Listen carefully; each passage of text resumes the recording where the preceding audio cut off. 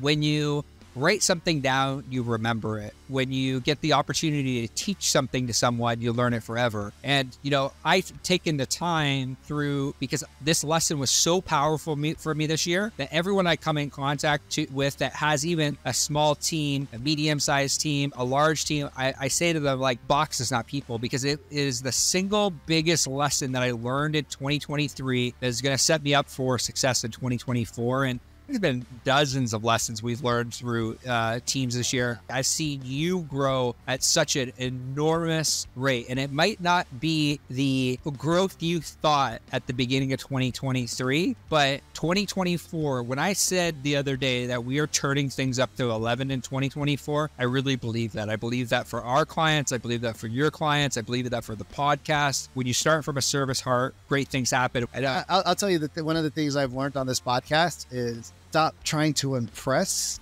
the people that actually don't care. Yeah. What do you feel like are some of your biggest lessons that you've learned through 2023? Brand is long-term. The real learning didn't happen until we slowed down and we started to compile the data, the languaging that we had to learn through these interviews and through our own self-reflection, that we were not delivering what we thought we were delivering. Weirdly enough, our team has more respect for the podcast because the level of care, like, they're more into it because they see that the message is being delivered better.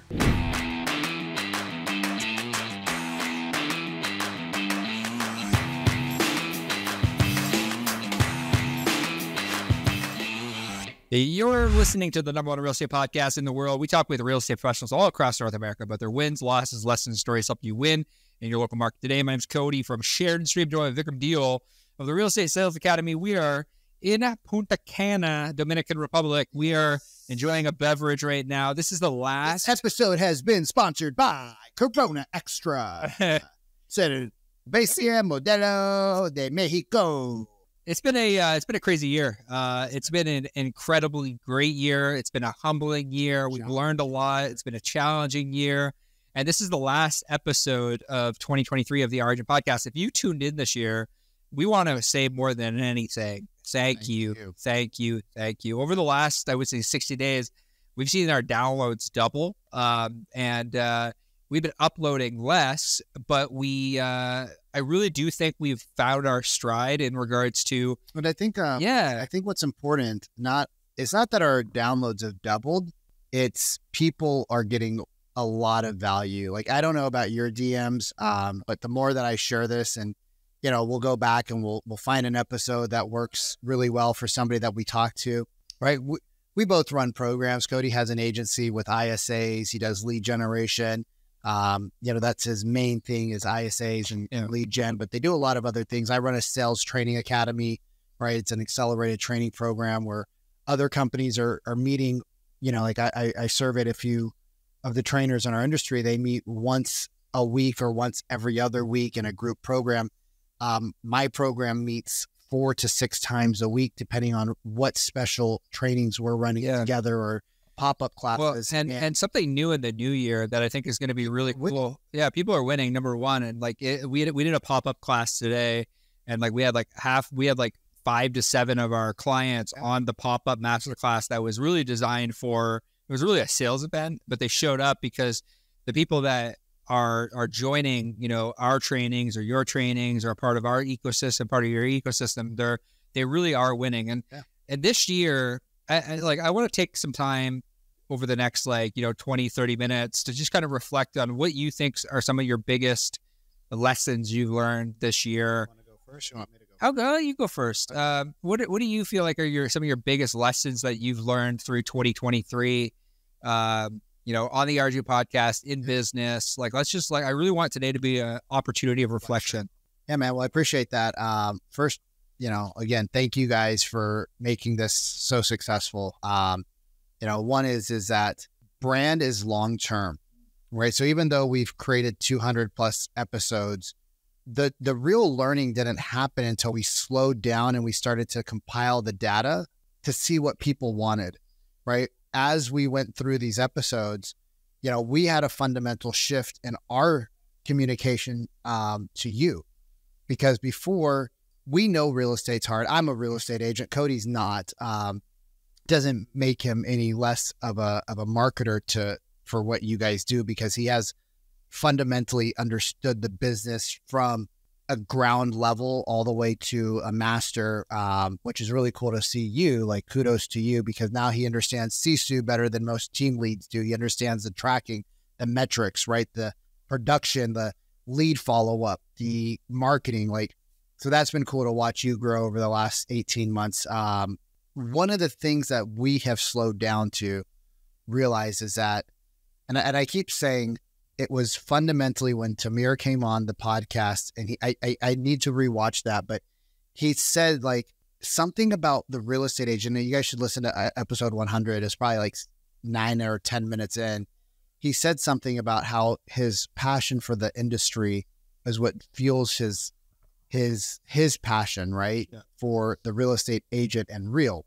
And as we started looking into, what we were doing, our conversation had to shift, just like a lot of your conversations need to shift about what you're saying to your prospects and to your clients, because we were saying the truth, but it wasn't true for the people listening, and it wasn't landing, and it wasn't hitting home the way that we wanted to, because this is a service that we feel compelled to do, right? It feels good to see people watching it. It feels even better, though, to get notifications in your inbox. Hey, I just heard 7 episodes of the RE Agent podcast, and like, I love what you guys are putting down. And so one of the learnings, right, because even from like the languaging from a sales perspective, is the languaging that we had to learn through these interviews and through our own self-reflection, that we were not delivering what we thought we were delivering. The product we thought we were delivering wasn't what the consumer was actually putting into action.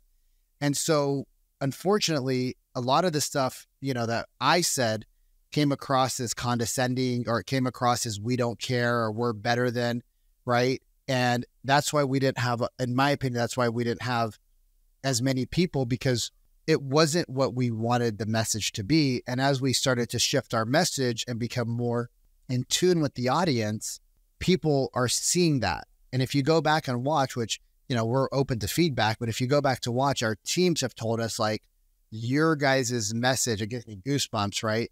Your guys' message is so much better. And it actually, weirdly enough, our team has more respect for the podcast, because the level of care, like if you look at the thumbnails and the descriptions and the chapters, right?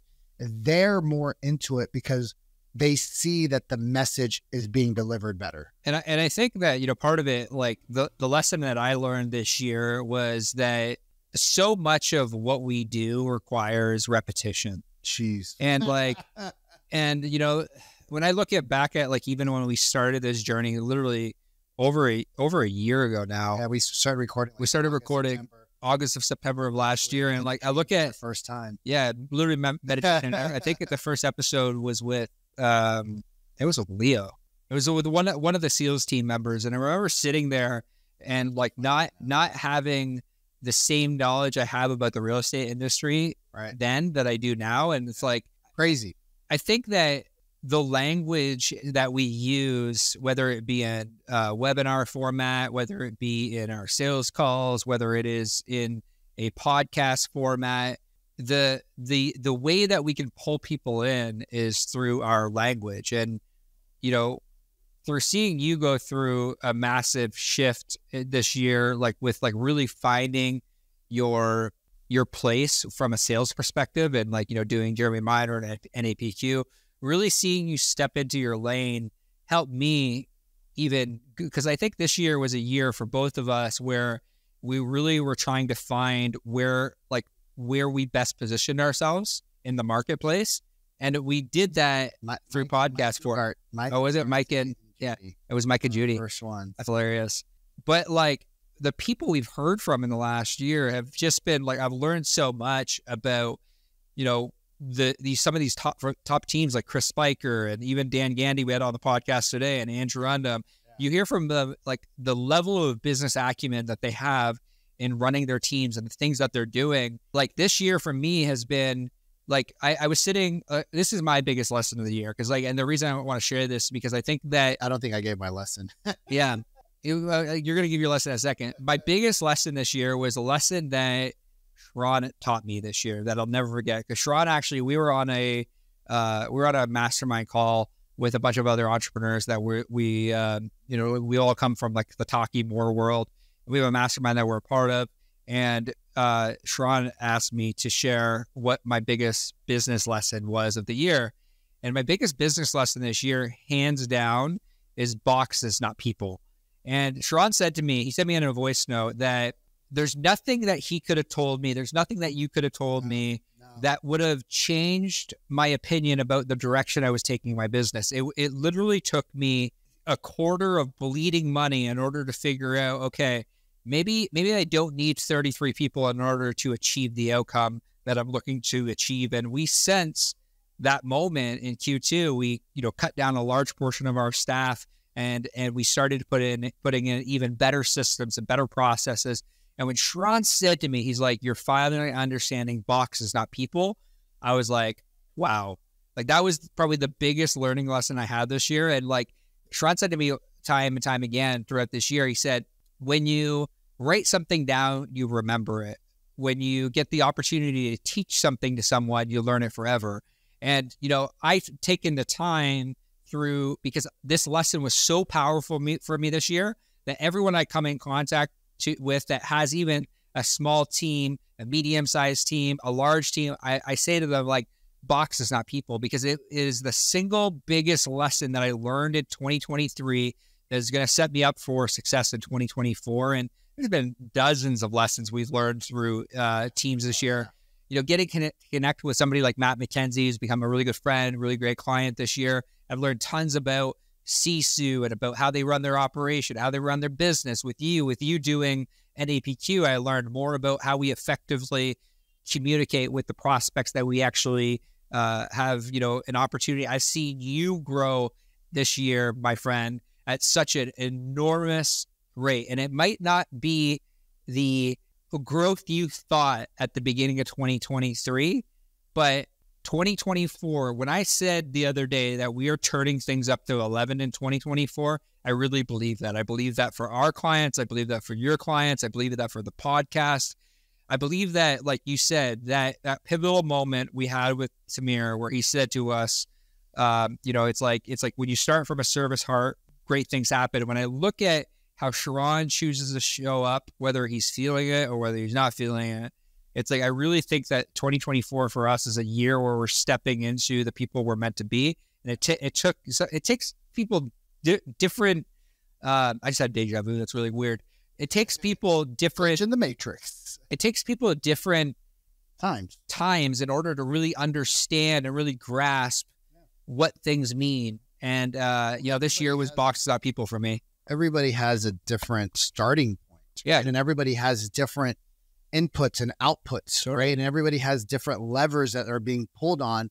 And so there's some people who come into our program and 2 weeks in, they're like, dude, I get it. And bam, bam, bam, bam, bam, bam, bam. Like they're changing their tonality. They're changing their, the way they ask questions. They're consciously listening, right? And it's just like second nature to them. And they get it. People, it takes them 3 or 4 months. And if you people will be like, oh, don't say that online. That's the truth.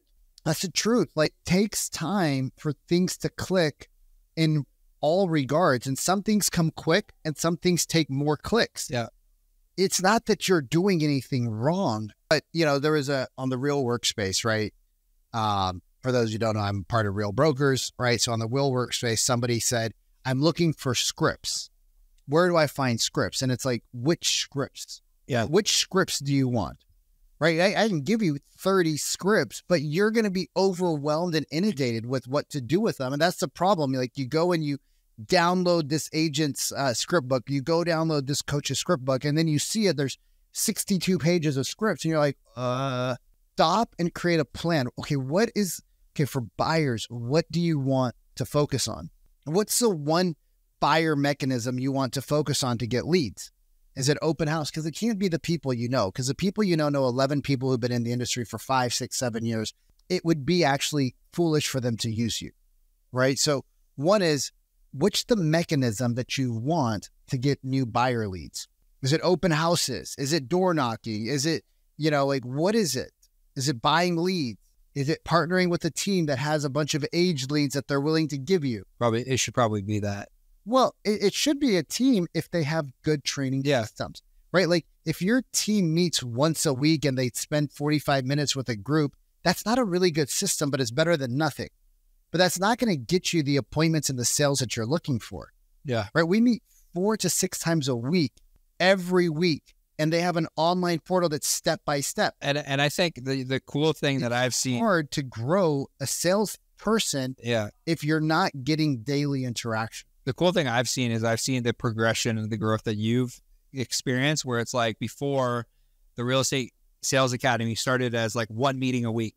And 2. And then it went to 2. And then it went to 3. And then it went to, I think it's at what now? Like, we're going to finish this year off at 3, but 3. So you're doing, we're going to be 4. And then once we get a little bit more bandwidth, we'll be 5. So you're doing 3 meetings a week because but they're 90 minutes each. Exactly. Because you know that that's the necessity that is required in order to drive real results, because not everyone can make every meeting. Right. And and people don't sit in for the whole thing. They come, they do their call reviews, they jump in, jump out. Share your freaking win, like not win of the year, but like your lesson of the year.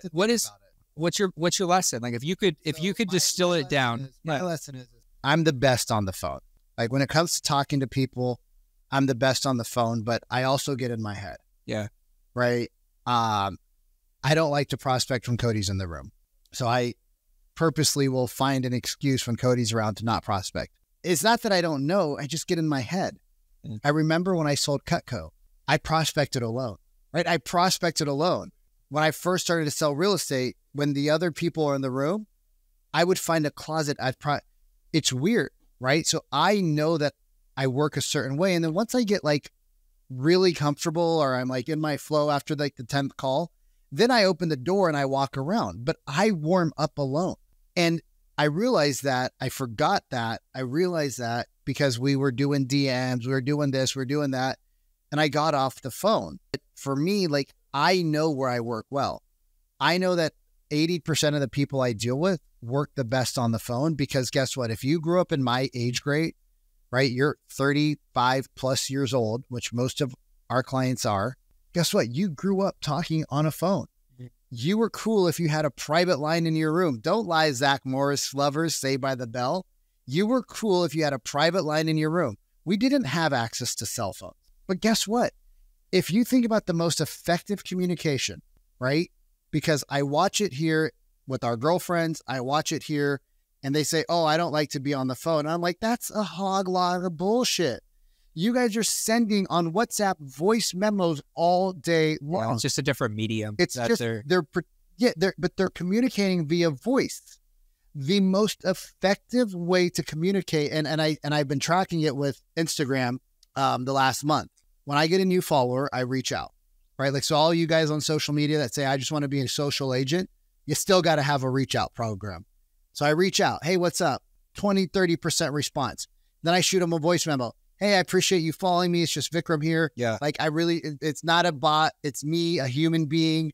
Like I was just curious, like caused you to want to reach out. Was it like the okay content or was it the great hair? And they're like, no, we love your content. It's this, and this. The voice memo gets the highest reply rate. Yeah. If I send a video and I don't send a voice memo, it's actually about the same as text messaging. Because what I found is a lot of people don't know how to recommunicate back if you send a video. Yeah. Because you didn't tell them what to do. Hey, just send me a voice memo or a voice or a text back. Yeah. Then you get a great response rate. So for me, like the big thing that I'm learning is that 1, complexity kills, right? So I let go of a lot of people on our team, not a lot, like 2. But I remember this time last year, I had like 5. Yeah. I don't even know why. Couldn't tell you why I had that many people. Like couldn't tell you what they were doing. They don't ever want to talk to them. Don't need complexity. Yeah. Don't need complex things. Most stuff you can outsource, get 20 hours of outsource billing and you probably can accomplish it. I think that's one of the things that a lot of people like forget is the fact that like, if you're going to hire somebody, you need to give them clear instructions on what you want them to do. And when we were at the Real event, Alex from Ozzy said that, like, if you say to me, can you set up a marketing campaign for me in order to run ads. I'd be like, yeah, cool, man, I got you. But for you to say that same thing to a VA, they don't understand. They need it broken down step by step by step by step. So it's like people try to throw VAs, or they try to throw people. And that was really one of my biggest lessons this year. Like I said, boxes, not people. I'm like, I kept hiring people in order to fix the problem, but it was the sink that was actually broken. So I had to physically take out the sink at completion, put it in your sink, pull it with the onboarding 100%. And it's like one of the biggest things, I think, as far as if you go back to the 200 plus episodes that we had, I think that every business owner that like team lead, business owner, entrepreneur that we had on our podcast, if you listen, there's a common theme that it's like, Dan today, even on the podcast, he said, like, you know, I am, like, in a roundabout way, like, I am the bottleneck in the business. And it's like this is the hard thing about running a business. And this hard thing about, you know, whether you can just consider yourself a real estate salesperson or you consider yourself a real estate entrepreneur. We're always the bottleneck in the business. The hard thing is we're equally the person that drives the business, and we're equally the person that is the bottleneck for the business. So it's like the hard part, which is the hard part. It's finding the balance and the cadence of like, when am I supposed to be an entrepreneur? When am I supposed to be salesperson? And I can tell you something that because so I came from a world where I sold Cutco. Yeah. At 17, I sold Cutco. Started out. My older brother sold knives. He did a little bit, and then he was like, nah, I'm good. Yeah. One of the top agents in the company in my Bakersfield office, right? Y'all, I didn't grow up. A lot of people are like, oh, Vic grew up in this big city. I grew up in Bakersfield. Right? I'm a farmer, country boy, right? Like if I could learn how to sell, you can learn how to sell. I'm not very savvy. That's why I don't do marketing. Like I'm just a dumb dude that figured out like how to have conversations. When I came in and I beat his record, he quit. Really? Like, oh shit. Like people are really sensitive. And my manager is like, hey, Vic, somebody's probably going to beat you. And that's okay. Like they got to see you do well. Like you saw Mike, his name was Mike, I think it was Lazzarini. You saw him do 5,000. You did 7. Yeah. Somebody's going to see your 7 and they're going to do 10. Of course they are. It doesn't mean they're better. They just saw your social proof. And I'm like, oh, okay, cool. And at 17, I learned how to script, right? Like, you want to hear my referral script? So Cody, how'd you like the presentation today? Phenomenal. Oh man, I think I'm sorry I was reading off the script. It wasn't that good, but you know, I get credit every time I show Cutco, and I can only show it to people I've been personally recommended to. So as I'm cleaning, like, right, I put that in there. So as I'm cleaning here and I start polishing my knives, look down as I'm cleaning here, and I have a huge spread of food on the table. I just start cutting up all their shit. There's rope and leathers, huge mess. Cause the bigger the mess, the longer it took me to clean up hypothetically. So, hey, as I'm just cleaning up here and putting everything away, and then I'd slide over my notebook, and you already had your cell phone out because I had you pull your cell phone out to put my name in there earlier. As I'm cleaning up here, if you could just jot down the names of like 40 to 50 of your closest friends. I even take a couple of your enemies too. Like that's no big deal. Cause I get credit for every name you put down with a phone number. I can give you for every 5 an additional $1,000 entry into the raffle that we do monthly with the company. And I would flip through the screen. So now the thing's in front of you, and I'd have it open to a page that was full of leads. And I'd just start flipping. There's your page. Sorry about that. And I'd go down. Proof. And right, social proof over promise. And I would give away free stuff like for leads. If they put 10, I'd be like, oh, that's good. Remember that knife you wanted? Yeah, the trimmer. Yeah, I can actually throw one of those in, but I have to call my manager first to see like what you can, like how many names you have to put down. And these are people that like, these are $800, $1,200, $1,600 purchases. So I knew exactly what I could do. But the fact that I was taking the script, personalizing it, right? TPC, tone, right? Pacing, conversational. Yeah. Sometimes I'd get really forgetful. I forgot what I was supposed to say. Like, oh, don't worry, right? I'm a 17-year-old skinny little nerd, but guess what? That same thing works when you're having a sales call. When you pretend like you're a lost, right? I didn't know about it. I didn't know what I was doing. Like when I started coaching with Jeremy Minor, right? Yeah. $8,000 later. Yeah. then you understand, like you pick up things that you were doing intuitively and you're like, oh, I didn't realize that was that thing. Right. Like I didn't know how to put a frame around it like I do now, which is now like why I can train it. But it's what the top agents in your office, it's what your team leads are doing naturally, but unfortunately they haven't studied. And they haven't studied human psychology to figure out what they're actually doing, and they haven't put it in a frame. So they don't, and a lot of them don't do it every time as well. Like they don't realize that they're doing it. Because you don't have to do it every time. Totally. You have to, what people that are great conscious communicators are, oh, look, that just gave me a thumbs down. No, give me a thumbs up. Give me a thumbs up. Like, people that are like, so what we train inside the academy is conscious communication. Yeah. Conscious communication is using your tone to open people up, right? So the first thing we teach, and like I'm training your salespeople, and the first thing we teach is tonality. Because if your tone is chill, the prospect is chill. If your tone is high pitched, your prospect's like, okay, sales call. If your tone's too low, they're like, this person's stupid. Yeah. So if we can like disarm them, right? And the thing that we don't really pitch our services here on this podcast. No, we don't. At all. Yeah.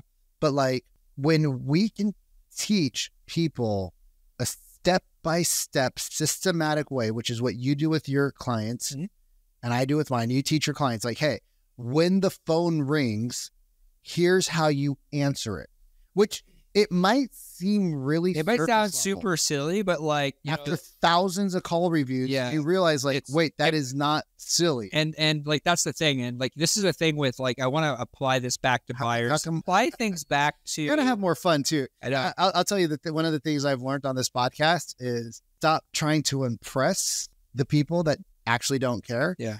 Like I am who I am. Like my feet are up. Baby, can we get a couple beers out here, please? We're recording the podcast. Like when you apply, you're hilarious. When you apply things back to human psychology, and you like even like so like put that in perspective. Like the buyer and the seller that you're working with. Like let's talk about your clients. Like, So Cody's company does Sheridan Street. They do warm transfers, right? So they'll do a warm transfer from a lead. Oh, just got a mosquito in my mouth. From a lead. And that lead will then, your company calls them and follows up with them and does the 36 touch points and blah, blah, blah, blah. When they are transferred to the agent, because I had a client that I sent to you, and when I started reviewing her calls, she was over talking the sales agent. And when we review some of the calls, it happens quite frequently as well. Like I was having a conversation the other day with with a team lead that they do a ton of volume. And look at that. Baby. So thoughtful. Oh, even lime. Baby, you have to say hi to everybody on the podcast. Yeah. You guys said, maybe we're just seeing a finger, like a hand. You don't want to show your face to the beautiful world? No. No, I show you. She's good. Face? Thank you, baby. Yeah. When you put things into perspective, we're having a cheers. I think the team likes it when we do our drunk podcast. They're like, Vic's insane naturally, but when he gets drunk, like a couple drinks in, and I'm a lightweight. When you put things into perspective around, so we were having a conversation the other day about this, you and I. And I was having this conversation. We've had conversations, but like specifically with this team, like that's where I was at. Oh yeah. I was talking about this team. I was having a conversation with the team where the team lead, it is reviewing some of the calls, but they have a lead manager on their team, and we were talking about on our last training call. We were talking about how to effectively take over a live transfer. Where the call, the call happens. Cody speaking, shut the hell up. Wait for the actual ISA agent to give you the information. There's a reason why we like from the psychology standpoint. There's a reason why we do it, and like you had a client that no longer works with you. It was his database. You guys were calling. They all suck. Your team sucks. You suck. You should kill yourself, right? Like super rude. I want a refund. And I was like, bro, let me listen to some of this dude's calls. You got him? You're like, yeah, I got him. I'm like, you're like, you already quit. It doesn't matter, Vic. And I'm like, it does matter because I want to help you make your system better. And we listened to his calls, and you listened to him already. But when we listen to his calls from a human psychology standpoint, and you're the one who put the words to it, I was like, oh, well, he cut him off. And you're like, if a team person, like if your team member calls you and says, hey, I'm got Vikram on the line, and you're like, yeah, I got it. Don't worry about it. I'm going to be like, wow, what a jerk. That's how you treat your team members, like the people that are on your payroll.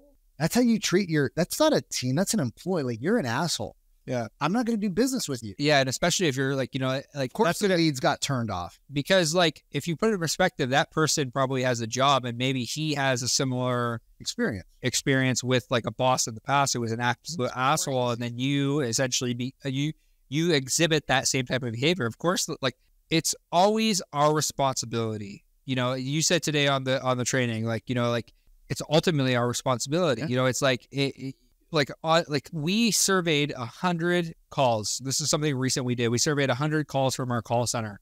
Can anyone guess the amount of... Put it in the chat, right? Put it in the chat below.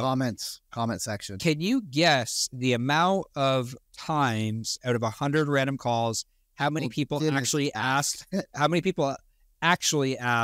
for the appointment? Meaning they just said, hey, why don't we sit down and we have a chat? And you like, and not even specifically for framework. Let's talk about like asking for an appointment. Like not even with the frame, like we're just talking, not even the framework. We're just talking about asking for a meeting. So what do you think it is? Like put it in the comment section. You think it's 0 to 5%. You think it's 5 to 10%. You think it's 10 to 20%, 20 to 30, 30% plus, like 50% plus. Like, I got the number for you. What do you think? I got the actual number. Oh, look, another thumbs down. Another thumbs down. What do you think the actual number is? I'll give you I'll give you the number right now. What is it, Cody May? 8%. And let's just frame this a little bit. These are companies, right? Like Cody works with teams. He works with agents like that are doing business. These aren't brand new people. Yeah. These are not people that are not successful, right? Because in order to work with you, you have to be making money. Like you're not. They're just leaving money on the table. That's like really what it comes down to. 8% of those people, like, another thumbs down. I don't even know where the thumbs down came from on this one, but 8% of those people asking for an appointment. And so that's 92%. Now, I'm not going to say that I've asked for an appointment or Cody's asked for an appointment on every call we make. Some calls you just can't. Yeah. The people cut you off. They hang up on you, right? You just can't do it every time. Yeah. But geez Louise, if you get to 50% people, right? If you get to 50%, like your life drastically changes. And like one of our, so Matt, he shared his numbers with us. His appointment, right? His call to appointment set rate is 3%, correct? Yeah. So out of 100 cold leads, his inside sales team is able to book 3 appointments. Now, I don't know how often they call and ask because we don't have that data, but I know that ours was a lot higher because I train my people. Guys, use this word, like use this frame word for word. Has anybody hey, we're not interested yet. No worries. Has anybody actually sat down with you and shared with you the 3 most important things about buying a home in today's market? No. Oh, and you sound shocked and you stop talking. Oh, I mean, that could be a little problematic. And they're like, why could that be problematic? That's what the prospect thinks. Why could that be problematic? In the market we were in, prices were going up 1%, 2%, 3% a month. Yeah. Like a house would sell for $900,000 and then the next month it'd sell for $950,000, right? So like nobody taught you how to win a multiple offer. Nobody taught you about the appreciation. Nobody taught you about what's going on in these neighborhoods. No. How many open houses have you been to? 20. What did the agent ask you? Are you pre-approved? Are you pre-approved? What are you ready to buy? Right? And like, you guys, that shit worked 20 years ago, but even in a pandemic market, like, that shit worked. Like the issue is, and we chatted about this and we gotta wrap up because I have a meeting coming up here. I have to drink another beer on this podcast. So like our setting is so good. How do we not record at least 2 more today? Like look at our background, y'all. So go watch this on YouTube. Go watch this on YouTube for sure. If you listen to iTunes or Spotify. Can we give away a holiday gift? You guys, you're probably not going to hear, you may or may not hear this in the new year because I get it. Like, you're with family. We're getting towards the end of the month. I'm going to give a gift away. You can choose to do it or not. You'll probably end up doing something because you're a good guy. But if you want to join us inside of the Real Estate Sales Academy, there's a link down below. Book in a demo, right? I'll give you a virtual demo of our 3 different programs that we offer.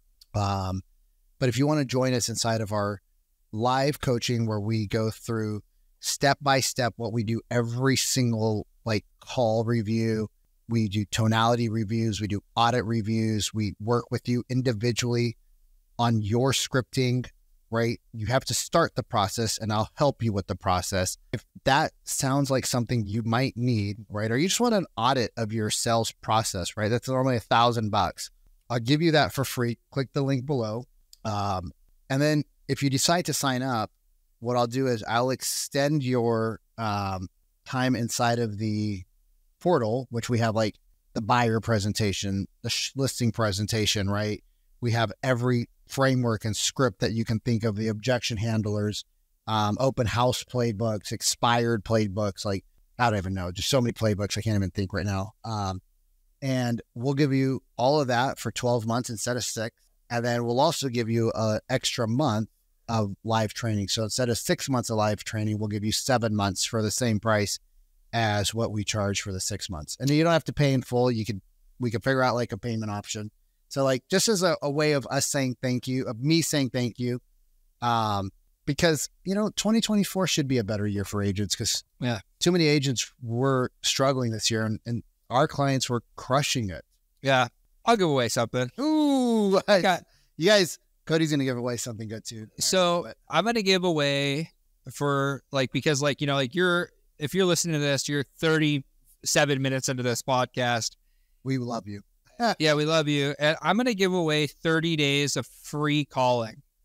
Whoa. Yeah, I'm going to give away 30 days. A month of your call center? I'm going to give a month to the call center. So we've actually closed our trial, so we're not doing any trials anymore. But even the trial, you only get 3 transfers. Wait. So you're going to give away 30 days?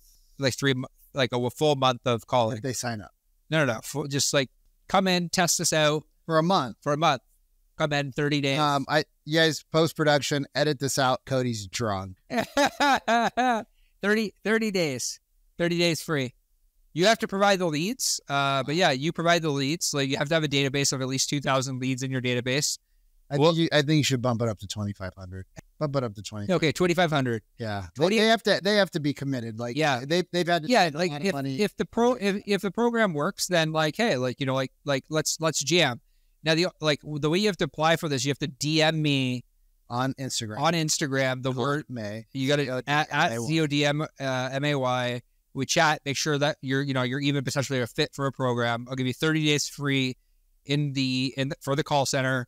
Just DM me the word podcast and I will get you access to 30 days of the call center. You have to have at least 2,500 leads in your database. I think DM me the word podcast. Sign up because you weren't going to do this. I think you guys, if I should get 10% of your first, I'm just saying, not of all the deals, but 10% of the deals you close in the first 30 days, because that's a big fucking bonus. All right, you guys, I'm going to up the ante too. Just if you want to try us out to see if we're actually the right fit. I can't do a month, but I'll do 14 days inside of the Real Estate Sales Academy, which is like our mid-tier. So that's 6 sessions, right?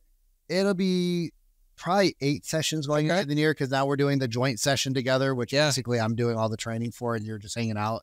Hey, no, I'm doing training. I hope so. Yeah, you're too smart not to. You guys, I don't even know what this podcast was about today. It was about us saying thank you and just sharing some of our wins and losses this year. Yeah. If you're not following Cody on Instagram, CODMAY. CODMAY. And if you're not following Vikram, it's at Coach Vikram Deal, right? At Coach Even Vikram. if you guys don't want what we offer, that's okay. We're fine. We'll be okay. My mom, I have a direct line to her. I cry to her when things don't go well, and she's good with it. She's put up with it for 41 and a half years. Yeah. But you know what we would really appreciate? Because I know when I get it, I feel better about what we're doing. I would love just hey, I heard what you said on your podcast, and it helped me with X, Y, and Z, right? We would love a review on Spotify. We'd love for you to comment on Instagram. We'd love for you to comment on YouTube, right? Give a thumbs up. If you want to throw us a Venmo, we'll split it. We'll buy some more beers, have some fun. Yeah. So 2024, like, this is, let's do a cheers to. Well, like, I'll cheers to 2023, but what do they have to look forward to in 2020? You guys, I'm slurring my words. 2024, I got to wrap up here because I do have a call. Beer and a quarter. What do they have to look forward to in 2024? So as far as like posting, so we're posting less. So we're doing less frequency, but we're doing more deep dives with. Yeah, like the podcast might be longer. Like you got to remember, like we're going to a weekly client impact session. So like for us, for our clients, I shared podcast for the podcast. What can people expect on the podcast? Yeah, like with the we're gonna I'm trying to up the ante this year in regards to getting like even better guests. If you have a specific guest that you want us to interview, you want to learn from, send us a DM. We will get them on. We will do our damn best in order to get them on the podcast. I think we're well over 220 episodes now. And we just want to bring the best stories, the best lessons, the best things to you so that we can help you win in your market. So yeah, let's wrap it up today. Cheers to 2023. What a fucking year. Also, cheers to 2024. I want to say thank you for tuning into another episode of the RE Agent Podcast. We'll see you soon.